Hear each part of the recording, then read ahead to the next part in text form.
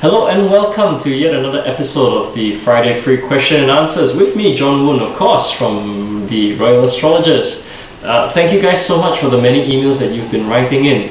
I'm so sorry if I've not gotten your answers out to the many lot of you on YouTube yet, but please bear with me and I will get your answers to you as soon as possible. But on that note, just a little announcement to make. I will actually be wrapping up the 2010 series of the Friday Free Question and Answers, and I'll only resume in 2011.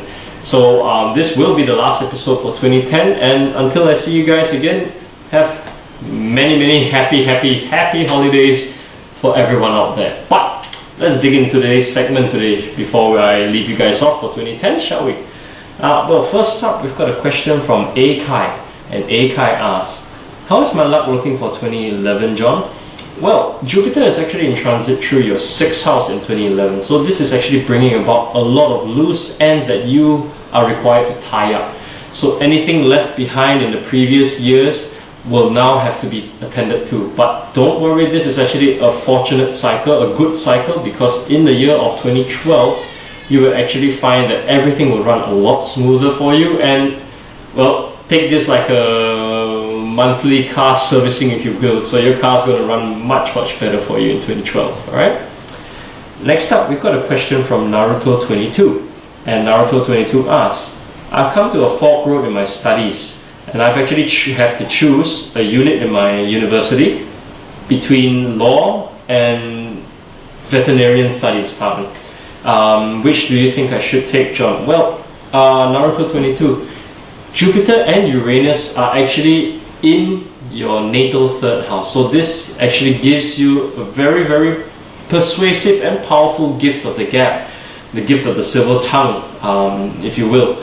So I would actually be leaning for you to go towards law. And in fact, the combination of Jupiter and Uranus within your 3rd house actually shows signs of you being able to enter politics should you choose to. So keep those book smart goggles on and study on hard in university, and we wish you all the best in your studies. Alright? Next up, we've got a question from Zeppelin, and Zeppelin asks, I'm a Virgo and I've been recently introduced to a girl who is a Pisces or a Piscean, and but I do not feel a connection even though I've read that we are compatible. Why is that so? Well, Zeppelin, first and foremost, your actual natal ascendant lies within Leo, not Virgo. Virgo is where your sun sign lies, but based on the time that you were born, your ascendant actually lies within Leo.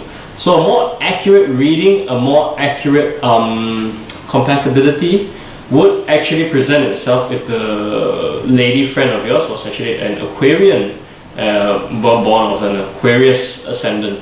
Why you've found this to be wrong is because the sun sign readings, not that they are wrong, they last for a month and they're a little bit inaccurate at times, whereas when we use the moon sign and the time zone the time signs to find your ascendant, we actually get spot on.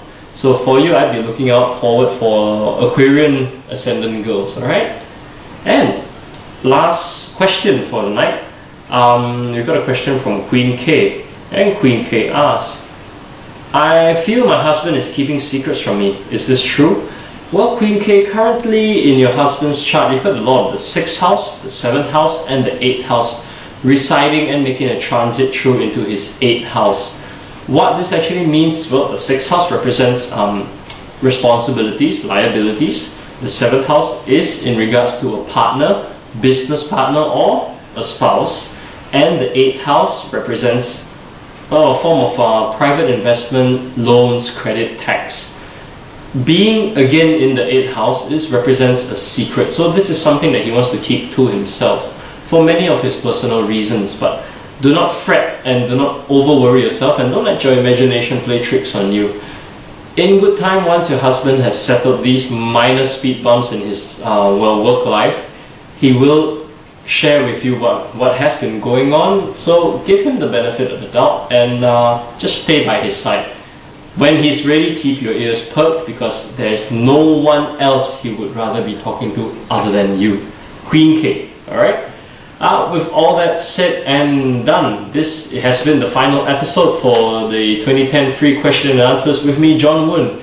Thank you all very much for your tuning in, and I look very much forward in seeing you guys in 2011. Till then, happy holidays and have a good Christmas ahead. Cheers.